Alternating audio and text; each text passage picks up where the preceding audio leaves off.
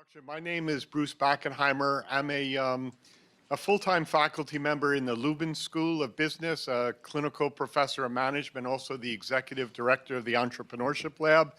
As I mentioned, while I've been here at Pace since 2002, I don't have a typical academic background. I did a lot of different things, from starting out working on Wall Street, taking off going sailing for a few years, starting a small business called Annapolis Maritime Corp, getting recruited to do an entrepreneurial business, working for a startup to introduce a forensic firearms identification system around the world, to then going off to graduate school in Australia and starting a high-growth entrepreneurial venture there called Stock Central, and then working at a VC, a bunch of other stuff, and then starting to teach. So I thought of this panel because the ability to compare and contrast what life looks like at these three different type of entrepreneurial career paths, as well as you'll hear experience in large companies as well. So I hope it's valuable to think about a career, about what some of the options are, what some of the challenges are, what some of the rewards are, what a day in the life looks like. So I'll first ask the panel to introduce themselves, their individual background, their personal background, as well as some notes on their firm, their company. And then I have a series of questions I'll ask, and then we'll open it up to Q&A from the audience, and I have plenty of time for that, and then time afterwards for networking if you'd like to come up and approach the people individually. So with that, I'll start again. If the three panelists could introduce themselves and their, you might call it, entrepreneurial journey. So we could, you want to? Me? We could start with Gene. Hi. I had perhaps the most unusual path to starting a software business, because I thought I was going to be a professional cellist. I practiced my entire high school, and I went to Juilliard, and I went to music school, and I got out and thought for sure I was going to end up playing the cello, and I ended up in the operations department of a symphony orchestra here in New York City, backstage at Carnegie Hall, and I thought that was actually way more cool than practicing cello 5 hours a day, and it was easier. And I learned about the orchestra management business, and ultimately I went to business school and then got another job running the orchestra, and decided that perhaps running a symphony orchestra was, while interesting, and it was leadership, it was kind of old. The people were old, the industry was old, and I was young and enthusiastic, and I wanted to run my own business. And it was about the same time that you might have heard of a company called AOL, which was in some ways the precursor to today's internet, had a pitch competition for people that wanted to start a business on AOL. I will tell you that there was no business on AOL. There was no business on the internet at all. But I was silly enough to pitch an idea to AOL, and I basically told them, if you want to have a really big service, you better have arts and culture. I knew about orchestras. I also knew about theater and music, and so my little company won a pitch competition, and I went one day from running an orchestra to running a technology company, and believe me, I had no idea what I was doing. No idea, but I acted the role, and I learned pretty quickly, and I've now had 3 tech companies. The most recent one I sold a couple of years ago. We actually were sort of a morphing of what I did at AOL. We provided software for cultural organizations to do ticketing, fundraising, and marketing. So if you go online and you buy a ticket at a cultural organization, you'll never see our brand, but underneath all of that is the e-commerce part of a very complex business for cultural organizations to sell their tickets online. So I've had a circuitous journey, and I'm happy to fill in the blanks as we go. And thanks, Bob. Hi, I'm Bob Fuhrer, and I represent the small business part of this panel. I actually have 2 small businesses. They are different, but they naturally overlap. One is called Nextoy, and it's a toy and game invention company. I'll talk more about that in a second. and the other is a puzzle company named the Ken Puzzle Company. I don't know if anybody here, we're in the New York Times and lots of places, so it's a puzzle that's loosely based on Sudoku, but with a mathematical angle. My first job in the toy industry was as a product manager for a game called Othello, which is a strategy game. Some of you may have known it. I was a product manager for the agent, really, who had brought it over from Japan. The Japanese part of things actually is a big role in the whole history of my company and to this day. And I went to Japan many, many times, and Ken actually is a Japanese product. So back to Nextoy. Neither company has a lot of personnel. We rely a lot on outside people and outside organizations. And the easiest way to describe what Nextoy does, we don't sell anything. All our money is from licensing and royalties. So we create new products. And the way like a Hollywood producer would work with getting maybe a script, a writer, a studio, financing, and packaging it together, maybe finding the actors to make a movie. We do that with toys, but instead of those elements, the elements are industrial designers and engineers and factories and inventors and creative sources. And we package them together and we pitch them to toy companies like Hasbro, Mattel, a lot of the companies you probably know. Hopefully you know some of the products we've had over the years. But we don't sell any of it. It's all licensed, all royalties. Ken, on the other hand, is largely a digital business. When I first found it actually by accident. Nextoy had partnered with a Japanese company for many years. They were doing a lot of the engineering and a lot of the product development, and we were the face of it. And the company was sold to a big Japanese toy company named Bandai. And I saw the writing on the wall, been working with them many years. I went to Japan in my network there to see how we can change, and I stumbled across this odd puzzle with numbers and squares and mathematical operations. I'm not a puzzle guy, I'm not a math guy.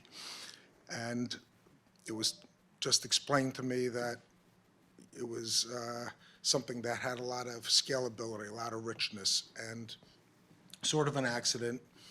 I thought the big business, well, originally I thought I was just going to be the agent for it. I ended up owning it. That's another story. But I thought the big business was going to be in physical products like books. And as it turned out, there was no such thing as an app in those days. This was 2007, 2008, and the apps first came in 2009. And Sudoku books were selling like crazy, and I thought, that was going to be the business. But in fact, the book business is actually by far our smallest. We have a self-publishing part of that. This Amazon makes that very easy. You can publish one at a time. And we license some books to different publishers. But the way we make our money from Ken is a lot of digital advertising on the website, a lot of subscribers on the website who want to get rid of the digital advertising, get some other services, on our mobile apps, and on syndication. And we use an outside company that takes Ken and brings it to newspapers. And, that's... We'll learn more about it Yeah. through the evening. Hey, thanks. And Dan is representing the corporate intrapreneurship or thinking entrepreneurially within a company, and has a long and very distinguished background. It took me a while, Bruce, to realize that I was an intrapreneur. I joined IBM out of college, and back when I joined IBM, it was the maybe second or third largest company in the world. And depending on what year, it was the most profitable company in the world. It was huge and very successful. Today, it's in a little different situation, but it was, the company to be a part of if you wanted to join a large company. And foundationally, it was fantastic for me. I learned so much from being around very successful people and observing their behavior, their decision making, and a lot of it you just absorb, because being around good people, you kind of just pick up the things that they're doing, especially if they're older, more experienced than you are. So that was really, really helpful foundation for me going on in my career. And there were a couple things that really drove, there were two pieces of advice from my father, of the many pieces of advice from my father, that drove a lot of the things that I did in my career. One was, my father would say, try to do the different thing. So, and I'll explain how that manifested itself in my career. And the other one was always, and Bruce, you made reference to this a few minutes ago, look for problems to solve or opportunities for growth. And to constantly be looking out for those kinds of things in your career. So that's kind of was a part of me as I ventured off into the professional world.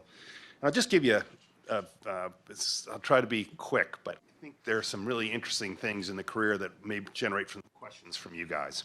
First of all, my first job was while I was in college. I worked for a small manufacturing company in Mount Kisco, New York. Zurich Manufacturing, you may even know it. Bob's from my hometown, and Bruce is from my hometown. But anyway, it was a company where they would bring in truckloads of all different kinds of metals. And we would, in this factory in Mount Kisco, we would produce little metal connectors. So you'd see this whole process from raw materials coming in to finished product going out. And I could see everything in that building. I could see the people at the shipping dock. I could see the people who worked the machines in the manufacturing facility. I could see the administrative people, sales, marketing, everything. And I got a sense of a whole business in just a 3-month summer job. And I highly recommend, if you ever have an opportunity to do something like that, to really see a whole business, is a rare opportunity. So just to give you an idea from a career perspective, at IBM I had some really interesting sales territories when I started. But the first was Kennedy Space Center. And I went into Kennedy Space Center as an enthusiastic 23-year-old, aggressive person, and ran right into the federal procurement bureaucracy. And it was really miserable for quite some time. And then, in a sad but interesting way, a tragedy turned all of that around. So in 1986, January 28th, 1986, the Challenger space shuttle exploded off of the Kennedy Space Center just a little over a minute after launch. And some of you may know about that. It was a first teacher in space, Krista McAuliffe, perished in that, along with 6 other astronauts. And it was a call to action for the federal government to start to bring into the 20th century the technology that was used for the space shuttle. So it launched a major program with us at IBM, and I just found myself right in the middle of it. And we, in a couple of years, transformed the entire way that the space shuttle's processed and automated everything. And we had a sense of mission about it. It was really, a heartfelt, 20-hour a day for a couple of years straight, trying to figure out how to make things better. And from that, I was fortunate enough to get selected for a position at IBM's largest account in the world, which was AT&T. And AT&T, we had deal after deal after deal. You'd lose a $10 million deal on Friday, and you'd have a new $12 million deal on Monday. And it was great because it stimulated my undiagnosed ADHD and genes, and so it's really exciting. But then, after a couple years at that job, I was offered a job in a new company inside IBM. It was a services company, so no longer selling hardware and software, but providing services, outsourcing people's IT infrastructure and running it for them. You spend, $100 million, buy all of their computing equipment, and take it over and run it along with all their people. And it was a new business inside IBM, and it was growing rapidly. I joined it very early because I was doing the different thing. And it was absolutely fantastic. Same rules didn't apply to us that applied to your typical IBM organization, and it was really, really exciting place to be. From there, I was asked to run the services business in Canada. So I moved to Toronto. And the great thing about Canada, another different thing that I chose to do, is Canada's 10% the size of the United States. And rather than having this big, giant bureaucracy and impossible to move, I had this small country-based organization, and I could run my division in Canada, on my own. So from that, I started IBM's web hosting business, which Eugene could relate to. Today, you'd think of it as cloud, but people were just starting to do e-commerce on the web. It was a new business, high growth. It's really cool. So I kept finding myself in these new business units inside IBM. I looked for them, and pretty soon I got a reputation for someone who likes doing that and someone who's pretty good at it. And so I moved through my career that way. At one point, I left IBM, went to a company called Mainspring. It was an e-commerce consulting company. We doubled in size, we IPO'd, and then IBM bought us. I actually started the discussions with IBM, and then IBM bought us, and I came back in to IBM through that.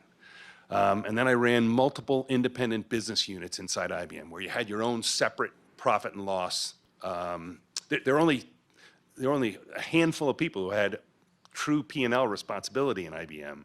The CEO and people who ran the limited number of independent business units that kind of operated by their own rules and were measured only by their own performance. And I loved doing that. I loved doing it. It's really exciting. And once the businesses were successful, we'd roll them back into IBM, and I'd go do another one. And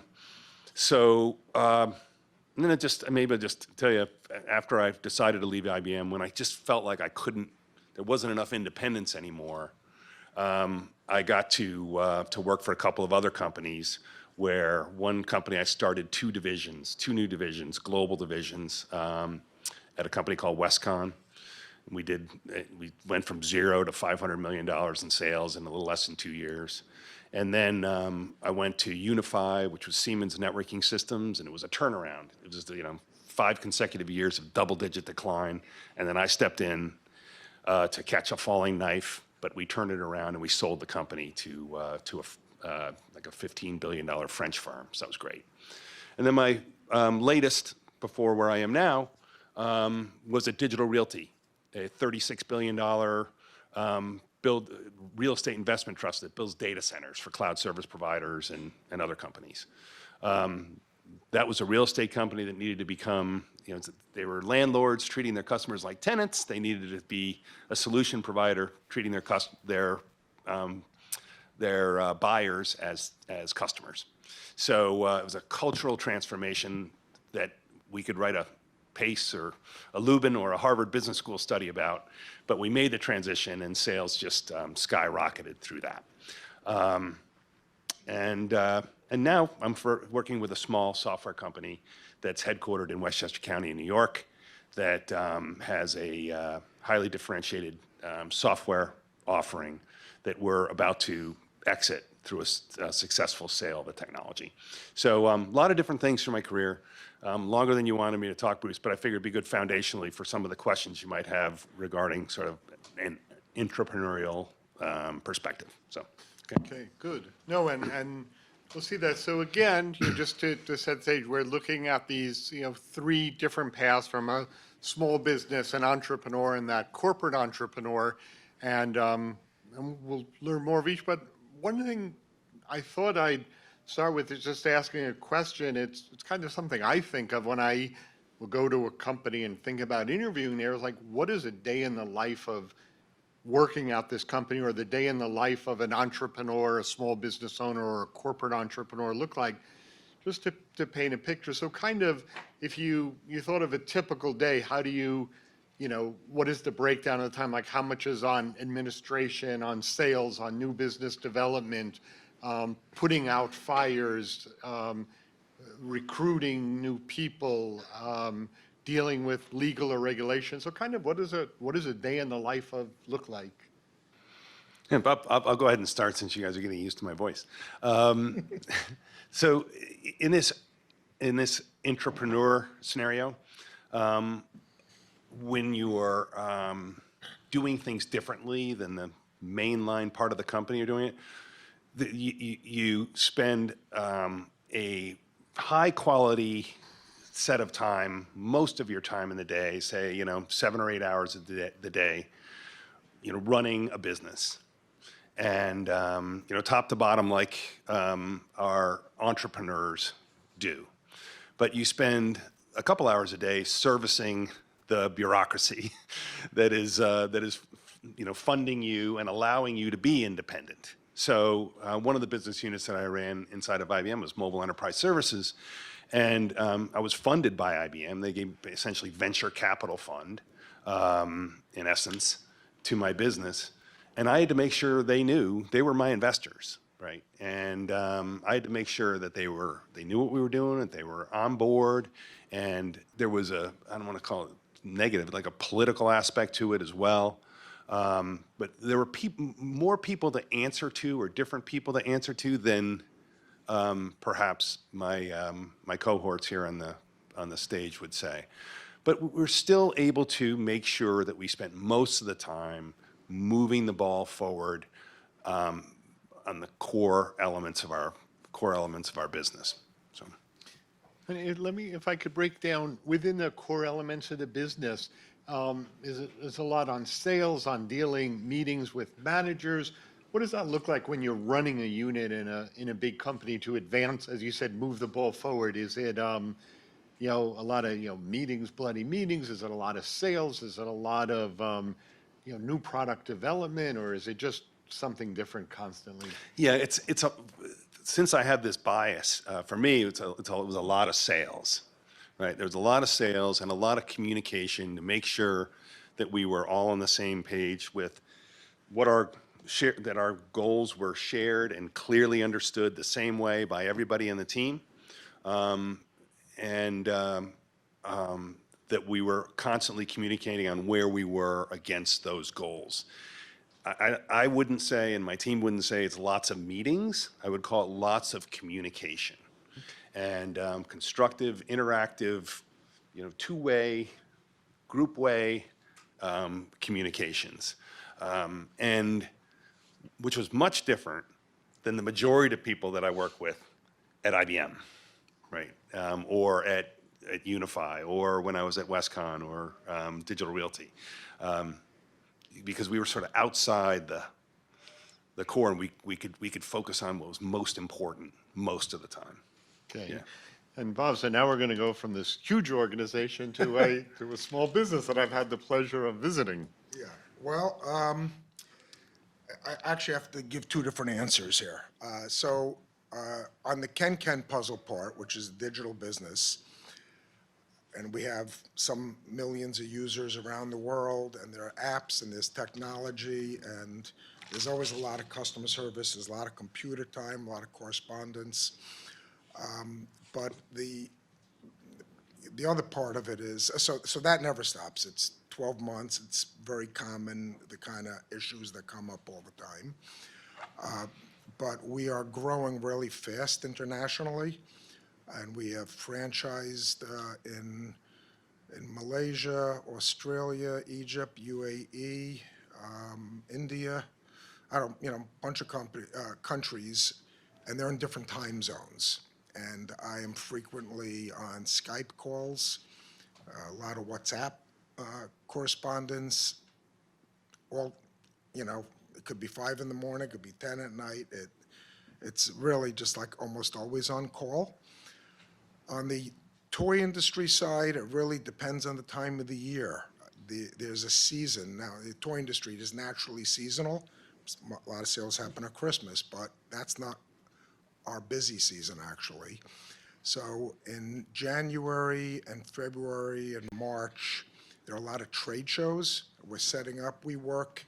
So with a new product idea, it's usually, and there's exceptions to every rule, but it could be like a 2-year lead time before it comes out, 1.5 year lead time.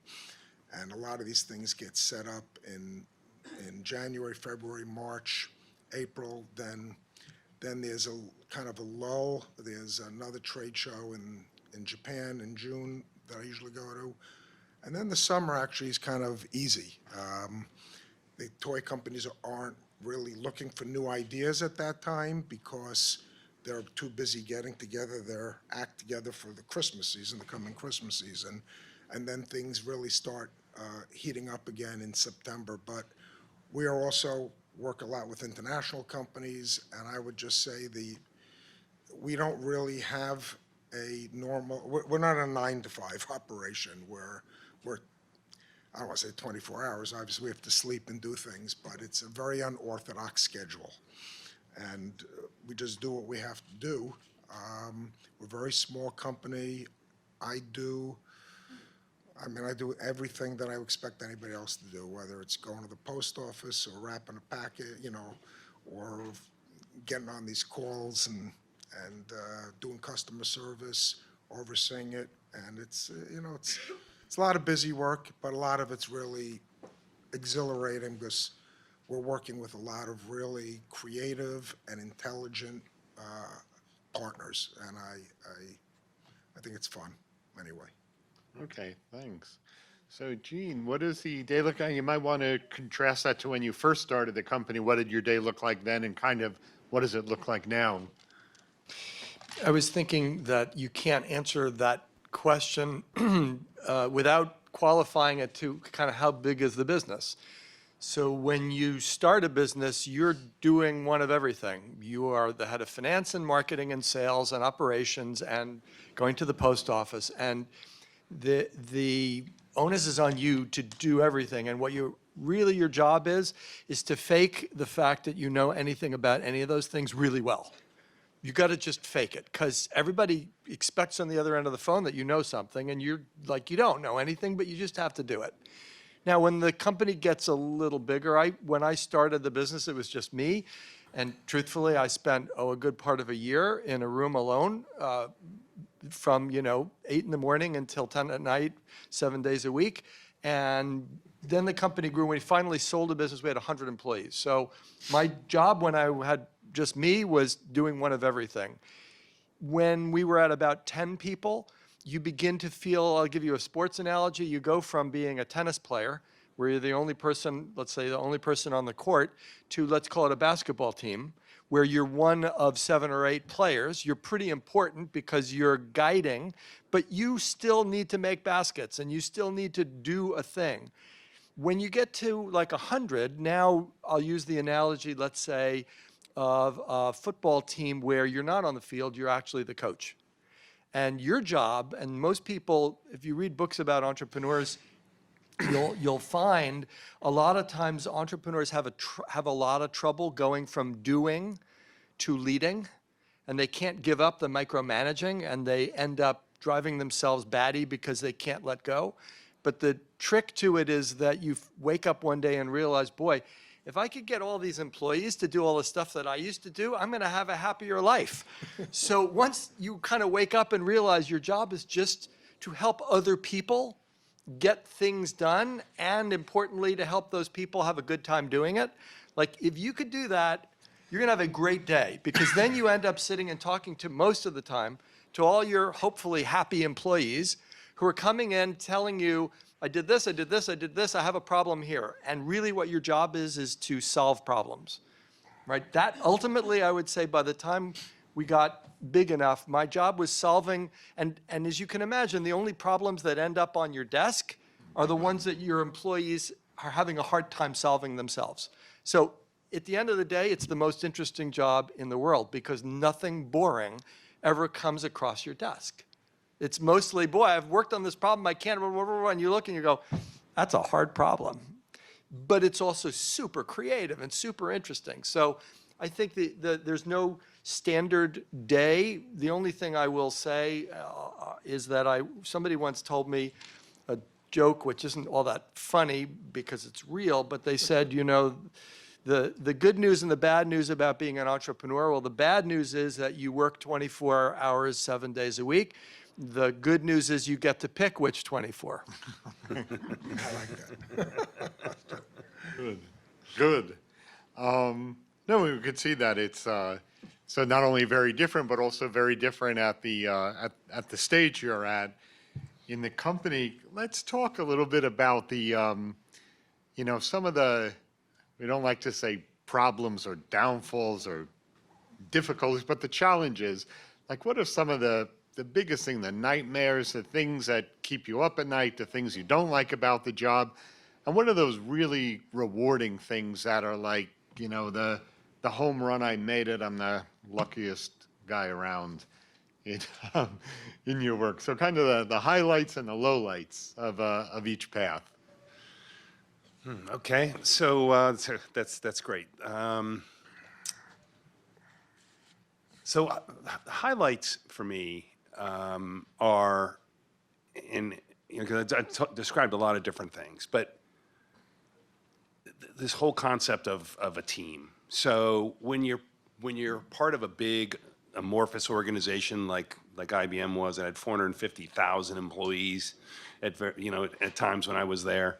But I had my team, you know, I had my independent business unit, the people that essentially I had chosen because I liked working with them and they were talented people. And we really had a sense of team. And, you know, like some of you are athletes and everybody observes sports to some degree, you know, when teams win, and we pretty much won in every one of these initiatives, it is just such great fun to share that with people that you like and respect and enjoy being with. So, so that's a highlight. I'll also just mention one aside, and that is, you know, like the software company that I'm in right now, we're kind of doing all this stuff ourselves. We only have 40 people. One of the good things about the Intrapreneur element of it is you have a big support structure around you, which is nice. A low light for me is situations where you're overmanaged by your investors or outside forces. So there were some of the business units I ran at IBM. I would have people who didn't understand what we were doing as well as we did, trying to influence what we were doing in ways that distracted us from our objective. I dealt with it politely, but I don't internally deal with that very well.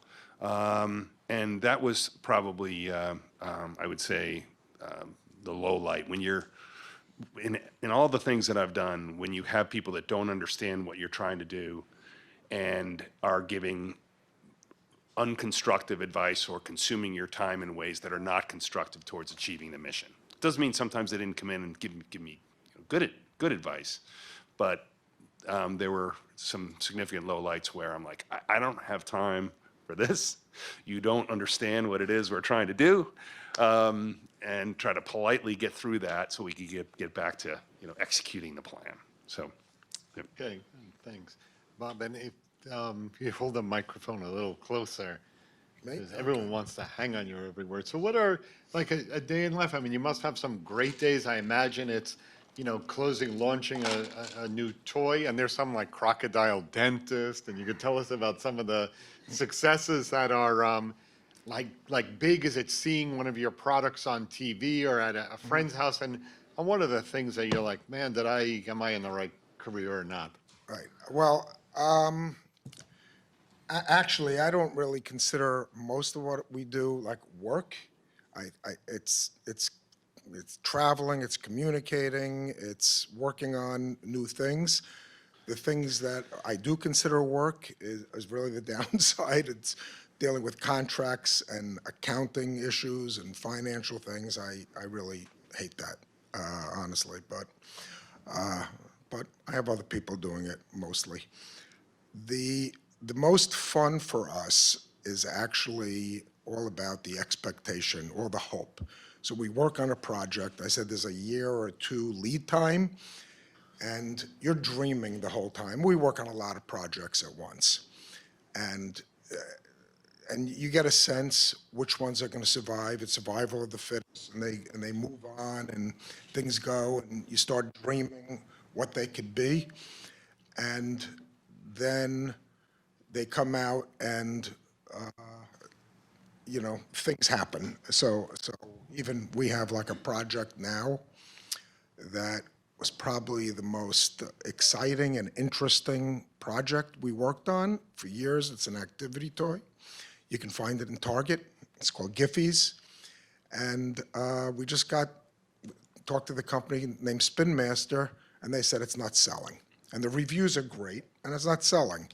And it's just a fantastic product. So that is like, all right, it's too good not to be out. So we are now evaluating if they're not going to continue with it, how do we continue with it? Where, how? It may be damaged goods, you may have to, rethink it. But really, I think the highlight for us is always working on new things and looking towards the future. When things come out, it's 2 years already, they just come out in the market, they feel like they're old already to us, that they're new to everybody else, but for us, there's something that is in the past already. So we're in 2021, our product development, our new products, so we're just always really excited about all those things. And then they come out and, I don't know, it changes, but it's still fun. So can we just clarify two things? Yep. First, what's the name of the game that's at Target that we're all going to go buy? It's called Giphies, Gifeez. It's just a really neat coloring toy. And okay, cool. So I'm going to buy it. But there's, you should. Yeah. It's And good. Crocodile Dentist is yours? Yeah, do you know that? I've been bitten by that crocodile I don't know how many times. Yeah. So I have it. You guys know this? So this has come out in several iterations. This is the travel version. There's like a keychain size. There's a big one. There's been a lot of iterations. It's been copied all over the world. It's copied. There's crocodiles, there's sharks, there's dogs, there's dinosaurs. 2 years ago, we started getting a little bump in sales and some people noticing one on the internet, and some people started taking it and replacing the upper level with razor blades I wanted to do that. and playing it. They called Extreme Crocodile Dentist. Some of these videos are getting 80 million views, 50 million views. There's a lot of them out there now. And it's funny. It's just sort of a viral thing. It's been on the market. I think we brought it out in 1990-ish, around there. And it continues to sell every year. It's a classic. It's simple little thing. And the way you play it, for those who don't know, is there's a bad tooth, and it's a Russian roulette game. It's mindless. So a lot of the games that we make, I say they're toys with rules, and then they become games. So that's, I'll leave it out. If you're ever invited to speak on a panel, never follow the crocodile dentist. So for me, the greatest fun, I think, in business is being able to work with really smart people and see them succeed. And I've had this experience through my entire career. I mean, it's great to win contracts, and I'm very involved in sales, and I love sales. But to me, when an employee of mine comes to me with something they've worked on that I know is better than I could have ever done it myself, I'm like, damn, that's good. And I love that, right? I love helping other people do better than, first of all, they thought they could do, and then better than I could have done myself. So on the positive side, working with people and helping them succeed, I think is the thing that really gets me juiced. On the downside, particularly for people who are, you used the word, being in a corporate entrepreneur, you have resources around you and that's nice. I wouldn't use the word nice. I would use the word, oh my God. Because when you start your own business, running out of cash is the number one thing you worry about every day, all the time, period, full stop. And I will recommend a really great book. It's called Shoe Dog. It's by Phil Knight, who started Nike. Oh, yeah. And about halfway through that, first of all, the entire book is pretty much about how Nike almost ran out of money and almost failed like 5 times. And the stories he tells about how close, I mean, literally Nike ran out of money and had to miss payroll, and they were going to go bankrupt. And they, at the last minute, so even cash problems can go for anybody, including Nike. And so I'd say if you run a business, the toughest part of that business is making sure you have enough gas in the tank. And the vast majority of startup businesses fail because the companies run out of cash. And so that's the real nub of, or rub of starting a business is managing to make sure you can make payroll. Good, thanks. And with recommendations, let's hear, a few of my students recommended a podcast. I had them listen to podcasts, and when more recommended, I started listening. How I Built This, with Guy Raz, G-U-Y-R-A-Z on NPR. It's amazing. I tell all my students, many of whom are here and friends, the stories and the struggles they faced and the breaks they hit. And there's probably 150 episodes of huge companies that you know now. But How I Built This with Guy Raz is a great podcast.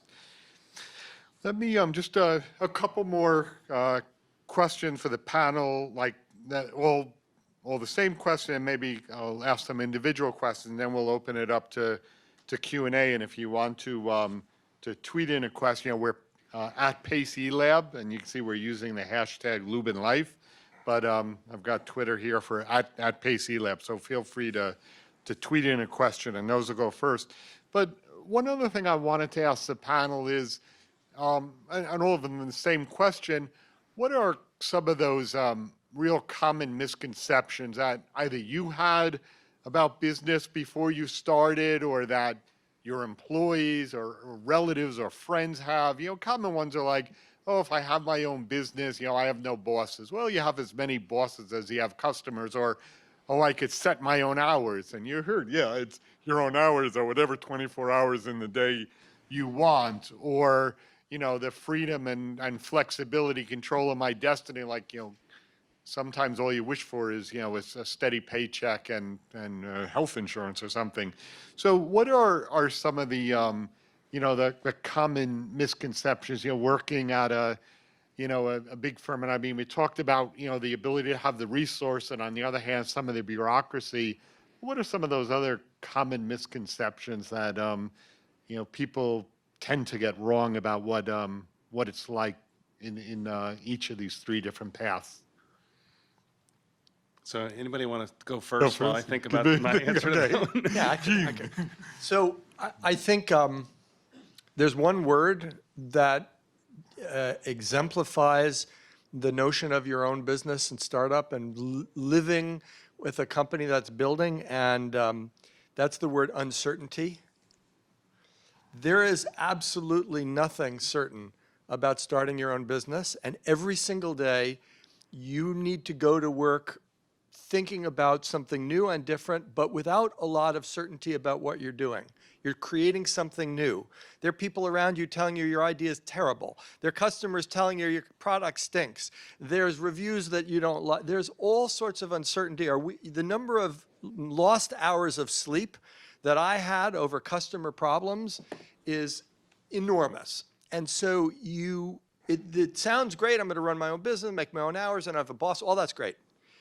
But you have to have the constitution and the inner strength to be able to deal with an environment of extreme uncertainty. And I don't think a lot of people talk about that as much. I think it's sort of passed off, but really, and there are some people that's not a good thing. And I often interviewed people for a job, and I asked them point blank, and I said, how do you deal with uncertainty? How do you deal with not knowing where the next 6 weeks are going to be like, and if they didn't look at me with an enthusiastic eye and say, oh, I love that, didn't get the job, because they would hate it. They would hate it. So it's all about, I think about entrepreneurship is all about dealing with and living through a tremendous amount of uncertainty. And Bob, in your case, maybe, when you have someone with an idea for a new toy and their misconception is like, oh, if you just take this on, like, it'll take off, or whatever. Yeah, actually, I was going to say, first of all, I love the uncertainty answer because You live that too. I just live that. I've always lived it. It's heightened by, in the toy industry, being so seasonal, and we're making royalties that are cash flow is very strong at the end of the year. I wish it was stronger, and very light in the beginning, so we always have a lot of planning to do. Then products don't succeed, or they miss the projections, like the one I told you about. In the Ken world, everybody says, like, you put up an app and it's easy, and I learned the hard way. I didn't know, like Eugene, I didn't know a thing about anything with digital marketing or business apps. I had no clue, especially it was the beginning of it. And apps are very expensive to build, to maintain, to get awareness on, to deal with. On the toy side, I think a big misconception is, wow, if you invent a game or a toy and it takes off, it's just easy street and it's retirement city, and that's just not the case. Most toys, the lifespan of them is a year or two, and then the companies want something else, almost like the car business, where what's new next year? Your car may be perfectly fine, but it's like, what are the new features? And these companies are always looking, they slot, and you can have something that's very successful, and they just move on from it. There's no logic to it it's been a frustrating thing, but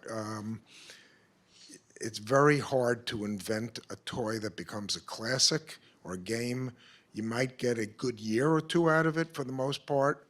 Most toys, so when we sell a toy, they pay an advance amount of money, and then they pay royalties after you're in the advance, and many of them never earn out the advance. I think a vast majority of them from most of the inventing community. So I think that's the biggest misconception, that it's going to be easy once you invent it. Yeah, maybe a little bit like a, aspiring author, like they think when that book comes out, it's a lot like it. And that's why we work on lots of new products all the time. So this year we have about 15 products coming out. And, my hope is a few of them sustain for many years. But the likelihood is, they're going to get rested. Sometimes, if they're very good, they rest them for a few years and they bring them back. So. okay.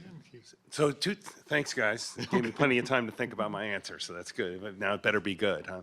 A couple of things come to my misconceptions. One is around ethics.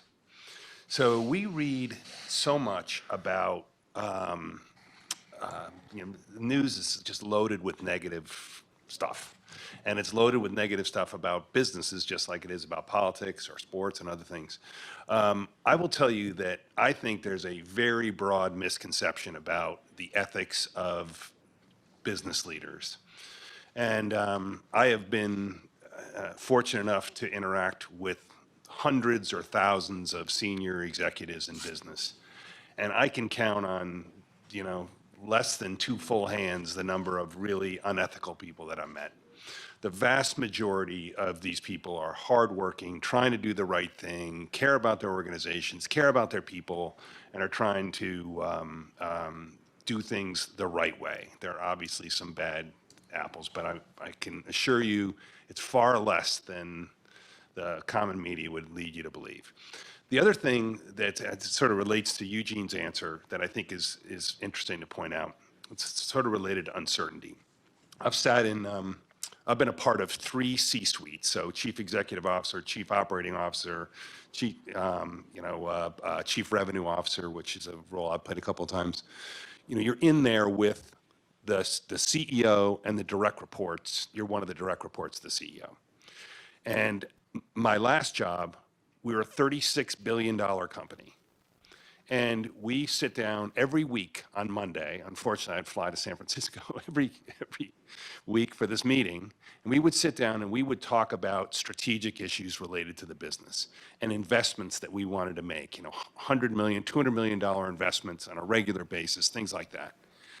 And the amount of uncertainty in which we have to make very important, high-impact decisions, I think would surprise everybody in this room.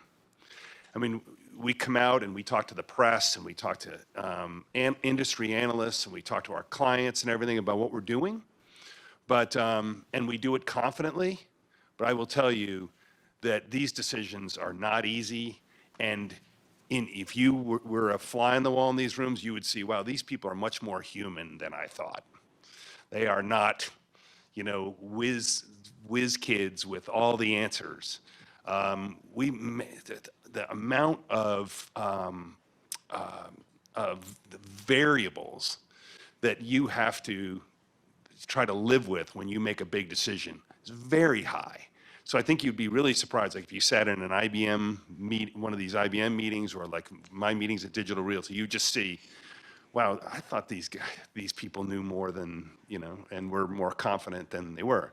But then what that does is that makes it really, really important that you're able to adjust. So there is not a plan or a major decision that you make in the environments that I've been in where you just go straight ahead. You go straight ahead until you bump into something, and you always bump into something. And then you adjust to the right, you adjust to the left, you bump into something else, and but you make decisions, you move forward, and you adjust. I think that's really, really important to keep in mind. And it also, I think, is a helpful thing to think about that, I don't have to be perfect to advance in my career. I just have to make solid decisions and be willing to adjust as I need to adjust. Thanks. No, I think that, that misconception, bringing in ethics, is important because, as you said, the news, paints this picture, and you have this idea of these very greedy leaders, but also those decisions, huge decisions that, it's impossible to know what the impact is going to be. So thank you. I thought a concluding question for everyone, and we'll look at the time. I might ask 1 or 2 individual ones, is kind of advice you would have, for students considering one of these 3 options, starting out as an entrepreneur. And when I say entrepreneur, I generally mean there's something new, some sustainable competitive advantage, and mainly it's scalable, like something that could get really big. A small business owner that sometimes is talked about as a lifestyle business. It doesn't mean like lifestyle sitting back on a beach with a pina colada. It means like I'm doing this because this fits the style of life I want to have, or maybe even, in some cases provides job opportunities for family, or it's just something I love doing and it's an alternative to work. And again, in the corporate entrepreneur. So advice you would give people considering, and I would also include, which I was thinking of as a separate question, if someone says, I really love the idea of starting my own small business or taking over a family business, but would it be a good idea for me to first work for a big company, like an IBM, get that on my resume, start a professional network, get some of that real corporate training. Would that be a good idea or not? So kind of advice you would give. Again, I think everyone on the panel, have worked for different things. Like Bob talked about being a product manager for Othello. So what are the things they should consider in either your specific area that you spoke about or related, and just that thought about, does it make sense to perhaps start with a large corporate job and then go into something on your own? Okay, I'll start with that as being the person who worked for the largest corporation of probably any in this room.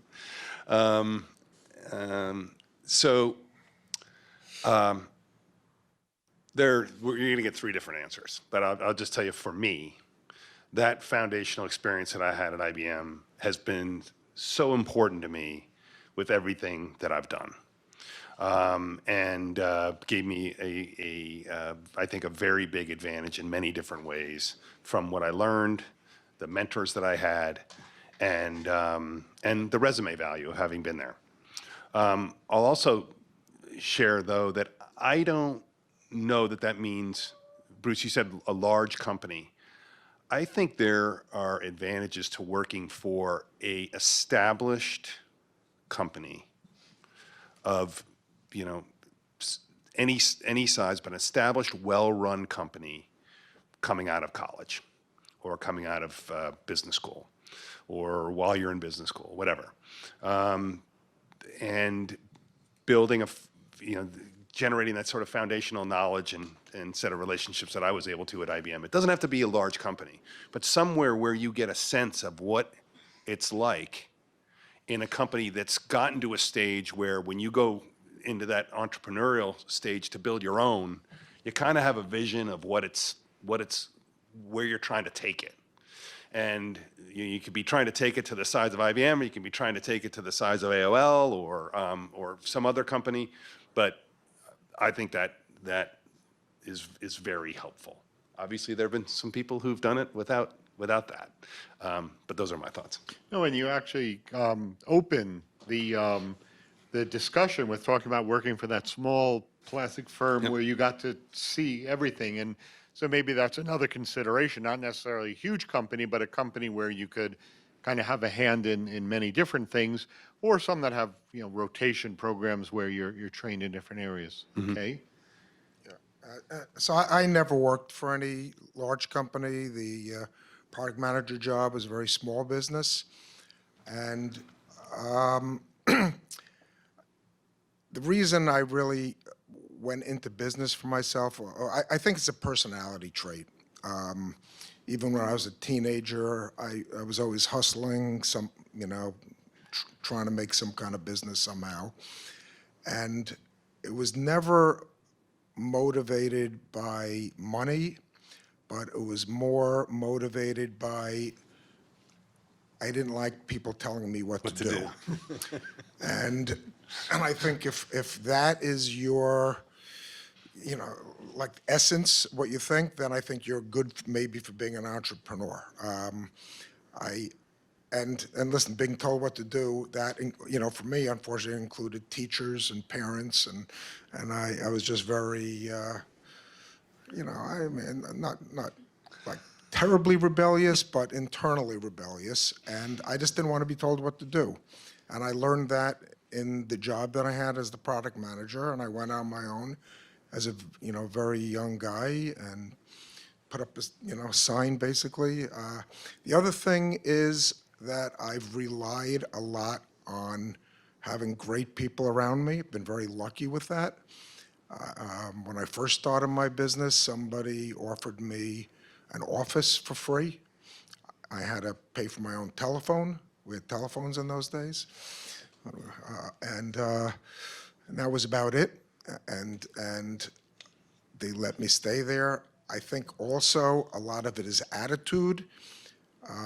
So, I was put in this environment, somebody's doing me a favor, and I was trying to be appreciative of it, so they don't say, find another place to work. And then it evolved from there.